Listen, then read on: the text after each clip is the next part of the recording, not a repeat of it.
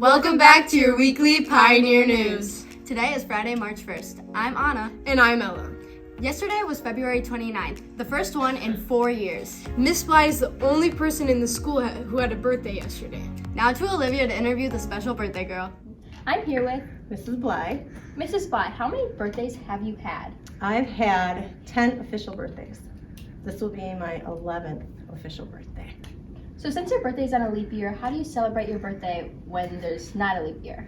When I was younger, my mom let me choose when I wanted to celebrate it. So I could either celebrate it on February 28th or March 1st. So being a kid, I wanted my birthday presents a date earlier, so I picked February 28th.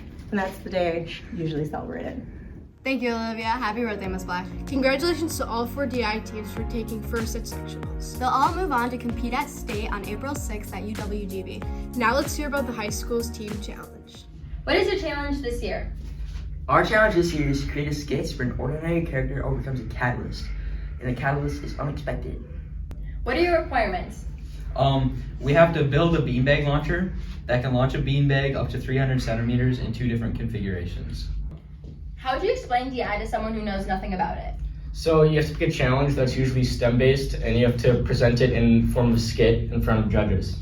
Thank you, Olivia, and good luck to all the DI teams. The cast and crew of Chitty Chitty Big Bag are hard at work putting on the finishing touches for opening night. Showing times are March 8th and 9th at 7 p.m. and March 10th at 2 p.m. Mark your calendars, everyone. Mr. Kids Learn to Be Creative class went to Green Bay to an escape room to learn to create their own. We can't wait to try them out. Now to test Anora for a new segment, Teacher versus Student. Name all the Kardashians. The girl Kardashians. Kim, Chloe. That's probably all I got. Kendall. That's all I know.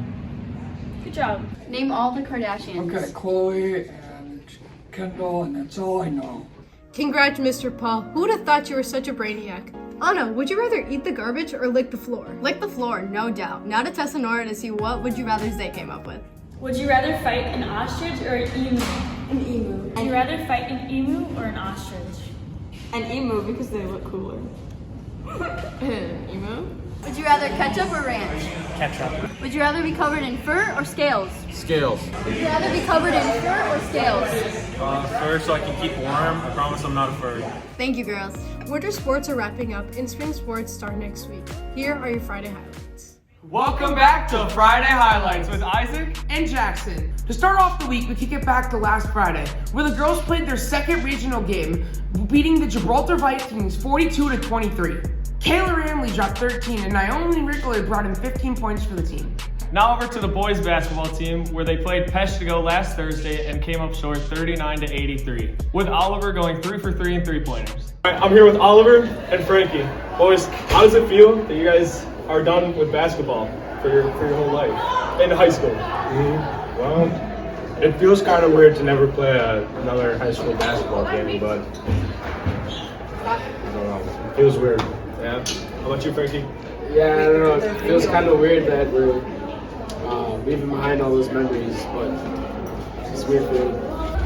Kylie, how does it feel that you're not going to play another high school basketball game? It's pretty hard, especially because our season unfortunately ended with me being the last senior able to play. But there's just a lot of good things to look forward to in the future other than basketball. Thank you. Then the boys played their first regional game on Tuesday against Gillett, coming up short 49-79, ending their season 3-22. Thank you, Isaac. That's all for this week on Friday Highlights. Thank you, boys, and thank you, seniors. This Tuesday, we had a great author come in and speak to our school. Now to Addison and Lily to learn more. Duncan Tona visited Sebastopol on Tuesday. He is an author and illustrator whose books generally involve the topics of immigration and the Mexican-American culture. Tonatiuh has won many awards, including the Pura Bell Medal and the New York Times Illustrated Children's Book Award. His most popular books are The Princess and the Warrior, A Tale of Two Volcanoes, Dear Primo, A Letter to My Cousin, and Separate is Never Equal, Sylvia Mendez and Her Family's Fight for Desegregation. The elementary students learned different ways of illustration, while the high schoolers learned more about the writing process. Now over to some of our elementary schoolers with more information. What did you learn from Duncan? how he makes his books. I learned how to use Photoshop.